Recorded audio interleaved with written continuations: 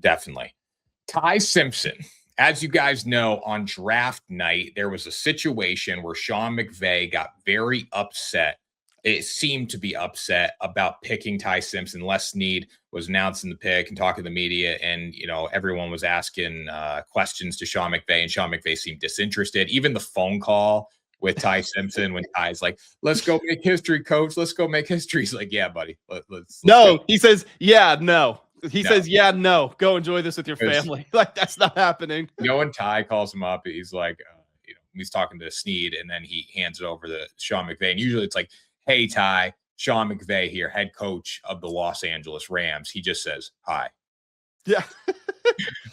So it seemed like they were upset, basically. And now we got a story coming out that, it was like, what did Sean McVay say? He had never met with Ty Simpson. And now Ty Simpson has said to ESPN that we had secret meetings because they didn't want to make, a big fuss about me potentially going there. And that they did a nice job because the Rams kind of faded off the potential pick list for Ty Simpson. So, Grant, what are your thoughts on this?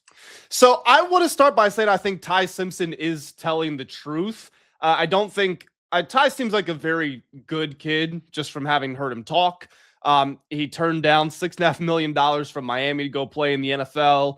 And just that interview, he seemed very sincere. So I'm going to take him at his word. I also don't think a rookie walking into the building day one in the NFL, I don't think the first thing he's going to do as soon as he gets drafted is lie about his head coach and his general manager. So I do believe that these secret meetings happened. Having seen Sean McVay's reaction, and granted, something else could be going wrong, right? Like maybe he didn't sleep well last night. Maybe he had food poisoning. Who knows? But he did genuinely look upset. He sounded not very enthused on the phone call. Didn't seem very happy at the press conference.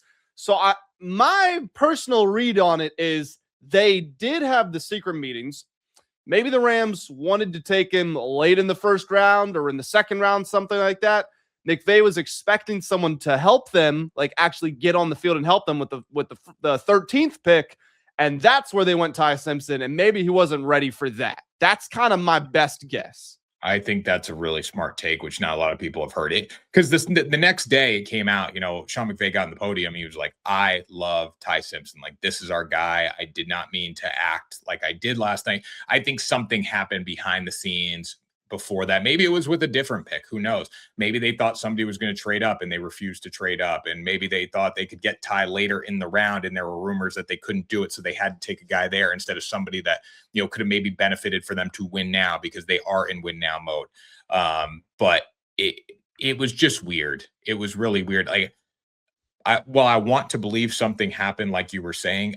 When you get on the podium and you're answering questions about the quarterback and how he's going to benefit you, and you're still acting upset like hours later, I don't know if I can get behind that as much.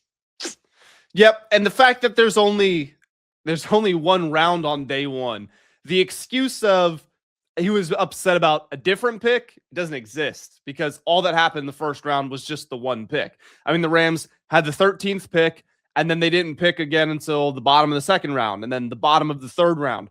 So, like you said, there's a lot of things that could have gone into this. Even after they picked Ty, I'm sure they were still talking strategy for the next day. Maybe McVay wanted to trade up into the first round again, work something else out. Maybe they wanted to trade back off of 13, get another contributor, and get Ty at the end of the first round. Like, there's so many variables out there. And again, the fact that Ty said this meeting happened, it happened. It's just impossible that he would lie about it like that. So I don't know what happened with McVay. And the Rams are a good organization. They're very buttoned up. GM does a good job. McVay's the best coach in the NFL. So we're never going to know, but it is a very strange situation because he very clearly was not happy. I wonder what Ty Simpson thought of it all. That's my question. I'm gonna guess that, again, he's a coach's son. He's a very positive sort of guy. I think he kind of just ignored it. You're not really thinking about that when it's your first round draft pick, 13th overall at that. You're just not thinking, you're not looking for problems with your new head coach. Well, also, too, he probably wasn't scrolling Twitter after it happened. He was more so just, probably celebrating the moment of being the top pick in the draft and then going out to whatever party he was going to. He did change his Instagram right away. Like, he had the hat on, like Rams quarterback, like immediately. So that was a little interesting to me. So Ty's all in on the socials, I guess. So maybe he was tapped in there. But yeah, it was just a weird situation from McVay. And I think it's a weird situation. It's a weird pick in terms of your quarterback of the future. And I know you need to get ready to replace guys. Maybe Matt Stafford has told them behind the scenes, like, I got 1 year left. Like, I don't want to do this anymore. But like, he's only 38, I believe. And we've seen some of these quarterbacks be great to 42, 43. So do you really want Ty Simpson to potentially sit for his whole rookie contract? I don't know. That's where I get a little hesitant about this pick, maybe waiting till next year when there are so many quarterbacks available. But Ty, Ty maybe that the caliber of player of Ty wouldn't be available at the end of the first round next year, and you felt that this was the opportunity to do it.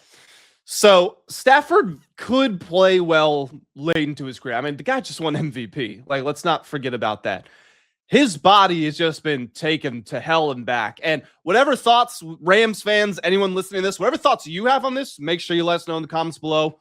Also, like the video. Tanner and I got stuff coming out all the time, so subscribe. I definitely would love to see you all back here as we build this community out.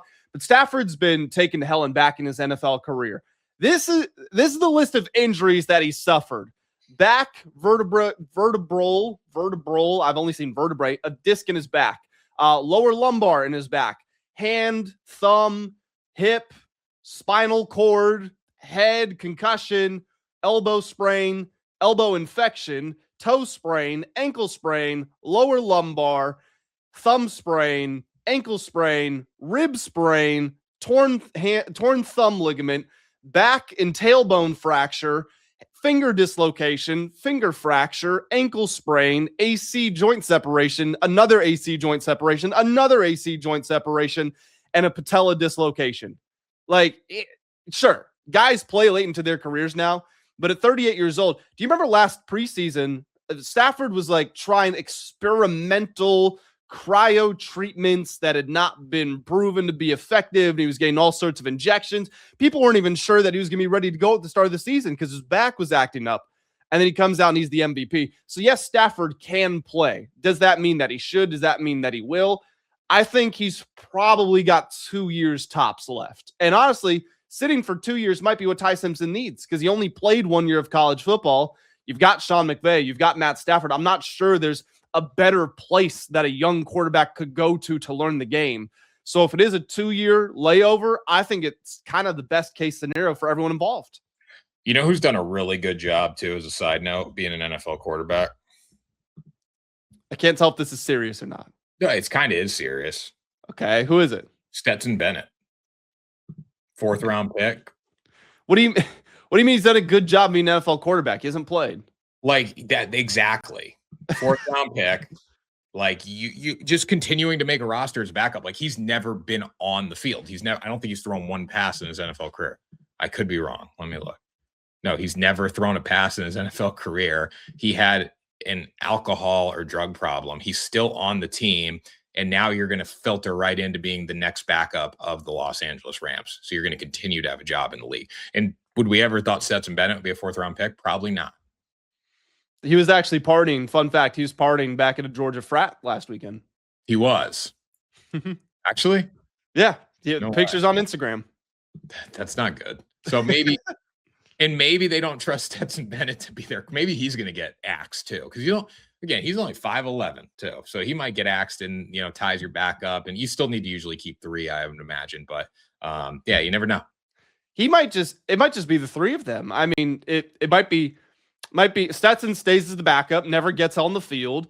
And then after 2 years, if Stafford retires, Ty becomes the starter and Stetson's still the backup. That's probably how it plays out. Yeah, probably. So good for Stetson Bennett. So I just wanted to bring that up because that's somebody you don't think about, or you don't think about the biggest vision in my head of Stetson Bennett is after he won the national championship that next morning on Good Morning America when he had gone. He's toasted. But yeah, I think Ty's going to be a hell of a quarterback. And if I was the Los Angeles Rams, I think it's a smart pick in the sense of you still have Stafford. You're not going to get Arch. You're not going to get one of the top talent quarterbacks next year. Obviously, you're not going to get CJ Carr. You're not going to get Dante Moore. So it's probably a good move at this point when you have the high pick. And also too, looking at Ty, he landed in the perfect situation. You're a 13th overall pick. You're making about what you would have made annually at Miami this year. You're also in a situation where you can learn from Matthew Stafford, learn from Sean McVay, no pressure of playing right away, and then take over eventually. Yeah. So originally, when Ty was drafted on Thursday night, he talked about speaking to the Rams. He said, it was really brief, to be honest. I met with some scouts in Alabama, and that was really it. They talked to my agent, but that wasn't really much. But then on Monday, that's when Ty comes out and he reveals they had secret meetings. My guess is the Rams basically put a hush order on him, even after he was drafted, because that things happened so quickly. They weren't going to speak to him quick enough, like right after they draft him, to then go talk to him and say, hey, you can tell people about this now. I think they basically said, look, we're meeting and you never, ever speak of it. You can't tell your family. You can't tell Reddit like the Will Levis story. You can't do anything. Don't talk about it.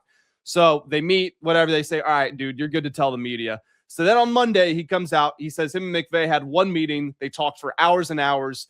It was just football, straight football, and it was like a kid in a candy store. Me and him are sitting there going back and forth. You can tell the obsession he has for the game. You can tell the love he has for the quarterback. It's something I appreciate. It's something that I enjoy because I really enjoy playing the position and value the position. Being with him and then getting to know him and seeing a little bit of how I would get coached if I was fortunate enough to go there was something I couldn't have asked for. I couldn't have asked for a better situation. So, again, I do believe this ultimately happened. Just I got no clue why McVay looks so pissed. Well, and also, too, Sean McVay went on Kay Adams' show, and she asked, like, what do you think about Ty Simpson? He's like, well, I haven't done a lot of homework on him, but, like, we do our homework. I think he's a great kid. I think he plays with a lot of passion, but we got a lot of players that we're starting to look at. So, it doesn't make sense. None of it makes sense. Maybe that was I can't imagine they actually sent Ty out to say that as, like, a PR save. I don't know. I don't think that would be the case, but maybe it is. I really don't know. It's just something had to happen where Sean McVay was angry, and it doesn't line up with what's happened in the days after the situation. You should be happy about Ty. Like, I think Ty's a hell of a quarterback. Do you want him at 13? Probably not if you're trying to win a Super Bowl this year, but it's not a bad pick. It's not a bad pick. Like you said, if you're trying to win a Super Bowl, does Ty get you there? Obviously not, because he's not going to be playing. That being said, I mean, the Rams were the second best team in the NFL, and they were favored to beat the Seahawks in the championship game. Seahawks won, and deservingly so, but Stafford was excellent, carved up the best defense in the NFL. They were right there. It was the muffed punt that really kind of screwed the game for them. But they were right there. Now, of course, the saying is, if you're not getting better, you're getting worse. So have the Rams done a lot to upgrade in the offseason? Well, you could look at that draft pick and say that was a missed opportunity. But then on the defensive side of the football, I mean, they trade for Trent McDuffie. They signed Jalen Watson in free agency. So it's not as if they haven't done anything. This team has still gotten better. So I actually, again, while they could have added an impact player, I think they're still doing a good job of threading the needle of competing now and being prepared for the future. The Les Snead is friends with Ty Simpson's father. That was another part of the story that came out. Yes. Maybe that was why they were able to keep this under wraps. Like, hey, we're going to draft your son at 13. We're going to draft you at 13 if you're there. But you cannot act like we've had any association with you because we don't want people trading up to get you, kind of thing. And probably Ty, if I'm Ty, I want to go play for Sean McVay and sit behind Stafford and be a Ram rather than where else did they think he was going to go? Like Arizona, Cardinals, Jets, maybe. Yeah, like I'd go sit, and that's the best of both worlds. You're a top tier pick playing for a team that actually has some life to it with a great coach. Yeah, I mean, Jordan Love is a great example. And it was frustrating at the time because I don't think he got to really start until like year 4. Because I want to say he played for 1 year and they had to extend his contract. So it was a little frustrating. I'm sure Love was frustrated. I'm sure fans were frustrated. Media was frustrated because it's kind of like, hey, what's Aaron going to do? And granted, that's a whole other can of worms with Aaron Rodgers and how fickle he is. But it worked out. Jordan Love was a very raw prospect. He was not ready to start year 1. And then he goes out there and he's a solid quarterback. He's a good quarterback even. So if Ty Simpson can do that, and as good as the Packers are, as good as LaFleur is, the Rams are better and McVay is better. So best possible scenario. He's got receivers as well. I mean, he's got Puka Nacua is going to be there for a long term if he manages to stay out of rehab. So yeah, I think it's a win for everybody. Yeah, we'll see what happens with Puka long term. Puka got to get out of LA. He's got to go back to BYU. Get a little. But he didn't have these problems at BYU. I think it's kind of hard to have those problems at BYU. I don't know. There's a lot to do out there. They got to send Puka to Cincinnati. Oh, so it's Jamar and Puka and T with Burrow. They're going to try to score 60 points a game. Imagine that if you had all those guys. You might have to get rid of one of them, but I'm just talking about like places with nothing to do. Go to Cincinnati. Go to Cleveland. Cleveland, Cincinnati, or Cleveland. They're both bad. They're both trash. You're just trashing Ohio today. Yeah, they're both bad.